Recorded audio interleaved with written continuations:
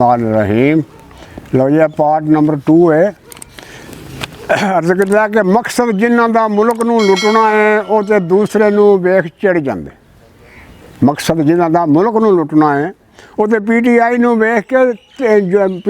वेख के चिड़ जाते। छड्ड पार्टी हवस के नशे अंदर लोटे बन के तो फिर रेड़ जाते। तो दूजे पासों टिकट जे मिल जाए लोटे नाल खुशी फिर खिड़ जाते। तो किसी पासों टिकट ना मिले जेकर तो लोटे फिर आज़ाद ही चिड़ जाते। लोटे फिर आज़ाद ही चिड़ जाते। तो जोड़ा अपने देश नूं लुटदा है वह दीन गुलजार ते धर्म काहदा। जोड़ा अपने देश नूं लुटदा है वह दीन गुलजार ते धर्म काहदा। पर जोड़ा खोती की कंध ते चढ़ बैठा लत्तां लमकने दा उहनूं शर्म काहदा।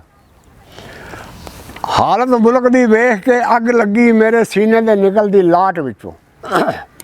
हालत मुल्क की वेख के अग लगी मेरे सीने ते निकलदी लाट विचों। लै मुल्क की फसल बचा सारी चुग चुग के मारे बुगाट विचों। रब्बा भेज खुमैनी दे जा कोई जो लंघे बहरे जुलमात दी वाट विचों। ते लाल निकलदे फिर जहान वेखे इसे गोदड़ी दे हर टाट विचों।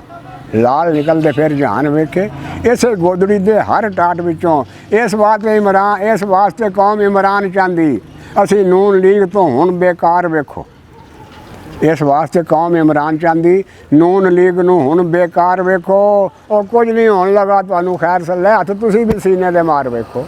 कुछ नहीं होने लगा तुहानूं खैर सल्ला हथ तुसीं भी सीने दे मार वेखो।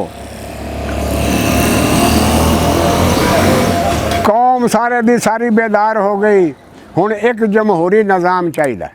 कौम सारे दी सारी बेदार हो गई हुण एक जमहूरी निज़ाम चाहिए। एहसासे महरूमी दा हैन शिकार जेड़े नवीं नस्ल नूं भी कोई मुकाम चाहिए।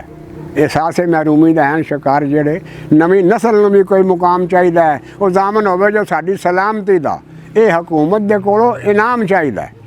इन्हां करप्टां नूं तो जेड़ा फड़ सके कोई खुमैनी दे जिहा इमाम चाहिए। इन्हां करप्टां नूं जेड़ा फड़ सके कोई खुमैनी दे जिहा इमाम चाहिए। गुंडा गर्दी नूं जेड़ा खत्म कर दे इहो जिहा सानूं सियासतदान चाहिए।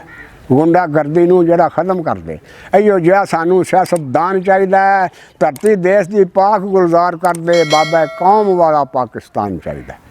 अस्सलाम अलैकुम।